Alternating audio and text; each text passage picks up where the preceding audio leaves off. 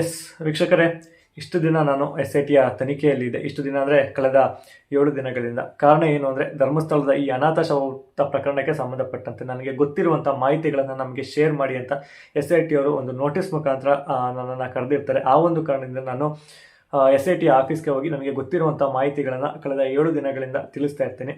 So ಅದರಿಂದ ತಮ್ಮೆಲ್ಲರಿಗೂ ಕೂಡ ಈ ಯೂಟ್ಯೂಬ್ನಲ್ಲಿ ಯಾವುದೇ ಮಾಹಿತಿಗಳನ್ನು ಕೊಡೋದಕ್ಕೆ ಆಗಿಲ್ಲ. ಮತ್ತು ಈ ತನಿಖೆಯಲ್ಲಿ ಇದ್ದ ಸಂದರ್ಭದಲ್ಲಿ ಈ ಕಳೆದ ಒಂದು ವಾರದಿಂದ ನನ್ನ ಮೇಲೆ ತುಂಬಾ ಸುಳ್ಳು ಆರೋಪಗಳು ಕೇಳಿ ಬಂದಿದೆ. ಈ ಸುಮಂತ್ ಎಂಬಂಥ ಒಂದು ಹುಡುಗ ನನ್ನ ಮೇಲೆ ಮಾಡಿರುವಂಥದ್ದು. ಆ್ಯಂಡ್ ಅದರ ಜೊತೆಗೆ ಮಾಧ್ಯಮಗಳಲ್ಲೂ ಕೂಡ ತುಂಬಾ ರೀತಿಯಾದ ಸುಳ್ಳು ಸುದ್ದಿಗಳನ್ನು ಹಬ್ಬಿಸಿದ್ದಾರೆ. ಈ SIT ತನಿಖೆಯಲ್ಲಿ ನನಗೆ ಆಗಾಗ್ತಾ ಇದೆ, ಈಗಾಗ್ತಾ ಇದೆ ಅಂತ.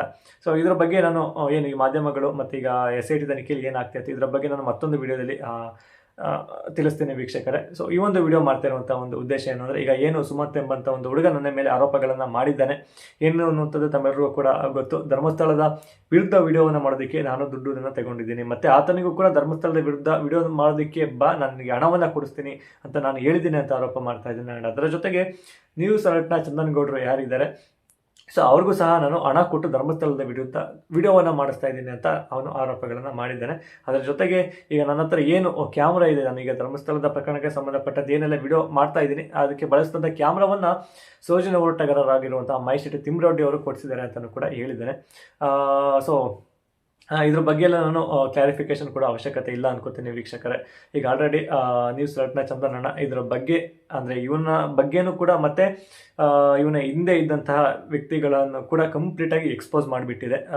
ಎಲ್ಲ ಏನು ನನ್ನ ಮೇಲೆ ಮತ್ತು ಅವರ ಮೇಲೆ ಏನು ಆರೋಪಗಳನ್ನು ಮಾಡ್ತಾ ಇದ್ದಾರೆ ಎಲ್ಲವನ್ನೂ ಕೂಡ ಕಂಪ್ಲೀಟಾಗಿ ದಾಖಲೆ ಸಮೇತ ತಮ್ಮೆಲ್ಲರಿಗೂ ಕೂಡ ತಿಳಿಸಿದೆ ವೀಕ್ಷಕರೇ. ಬಟ್ ಆದರೂ ನಾನು ಮುಂದಿನ ವಿಡಿಯೋದಲ್ಲಿ ನನ್ನ ಮೇಲೆ ಏನು ಆರೋಪಗಳು ಕೇಳಿ ಬಂದಿದೆ ಅದನ್ನು ಕೂಡ ದಾಖಲೆ ಸಮೇತ ನಾನು ಮತ್ತೊಂದು ವಿಡಿಯೋದಲ್ಲಿ ತಿಳಿಸ್ತೀನಿ ವೀಕ್ಷಕರೇ. ಸೊ ಆಗಲೇ ಹೇಳ್ದಂಗೆ ಈ ವಿಡಿಯೋ ಮಾಡ್ತಾನೆ ಕಾರಣ ಏನು ಅಂದರೆ, ಇವನು ಏನು ನನ್ನ ಮೇಲೆ ಈಗ ಸುಳ್ಳು ಆರೋಪಗಳನ್ನು ಮಾಡಿದ್ದಾನೆ, ಇದ್ರ ವಿರುದ್ಧ ನಾನು ಕಾನೂನು ಕ್ರಮ ತಗೊಳ್ಬೇಕು ಅಂತ ನಾನು ನಮ್ಮ ಸ್ಥಳೀಯ ಪೊಲೀಸ್ ಸ್ಟೇಷನ್ಗೆ ನಾನು ಮತ್ತು ನಮ್ಮ ಮನೆಯವರೆಲ್ಲರೂ ಕೂಡ ಹೋಗಿ ಇವತ್ತು ಮಧ್ಯಾಹ್ನ ಸುಮಾರು ಒಂದು 2 ಗಂಟೆಗೆ ಅವನ ವಿರುದ್ಧ ದೂರನ್ನು ದಾಖಲು ಮಾಡ್ತಾ ಇದ್ದೀವಿ.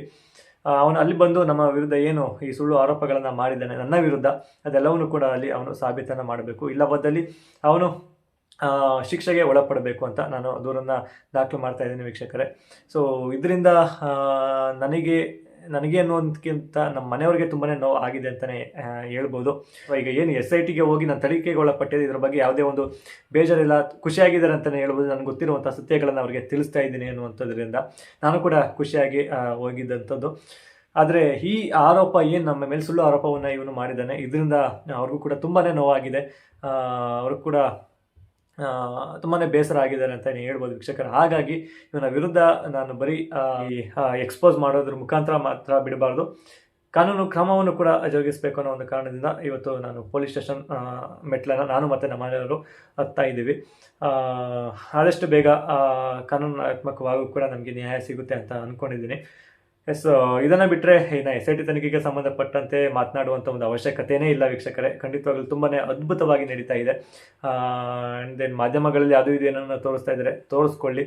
ಬಟ್ ತನಿಖೆಗೆ ಹೋಗಿ ಬಂದಿರೋದ್ರಿಂದ ನನಗೆ ಗೊತ್ತಿದೆ ಏನೆಲ್ಲ ಆಗ್ತಾ ಇದೆ ಅನ್ನುವಂಥದ್ದು. ಬಟ್ ಖಂಡಿತವಾಗ್ಲೂ ಸತ್ಯ ಆಚೆ ಬರೋದಿರುತ್ತೆ ಅನ್ನುವಂಥದ್ದನ್ನು ನಾನು ಇಲ್ಲಿ ಹೇಳ್ತೀನಿ. ಧರ್ಮಸ್ಥಳ ಶುದ್ಧಿ ಆಗುತ್ತೆ ಅನ್ನುವಂಥದ್ದನ್ನು ನಾನು ಇಲ್ಲಿ ಹೇಳ್ತೀನಿ ವೀಕ್ಷಕರೇ. ಸೊ ಇದಿಷ್ಟು ಈ ಒಂದು ವಿಡಿಯೋ. ಮತ್ತೊಂದು ವಿಡಿಯೋದಲ್ಲಿ ನಾನು ನಿಮಗೆ ಅದೇ ಈ ತನಿಖೆಗೆ ಸಂಬಂಧಪಟ್ಟಂತೆ ಏನಾದರೂ ಮಾಧ್ಯಮಗಳಲ್ಲಿ ಸುಳ್ಳು ವರದಿಗಳು ಬರ್ತಾ ಇದೆ ಅದೆಲ್ಲವನ್ನು ಕೂಡ ನೆಕ್ಸ್ಟ್ ಒಂದು ವಿಡಿಯೋದಲ್ಲಿ ನಾನು ಎಕ್ಸ್ಪೋಸ್ ಮಾಡ್ತೀನಿ.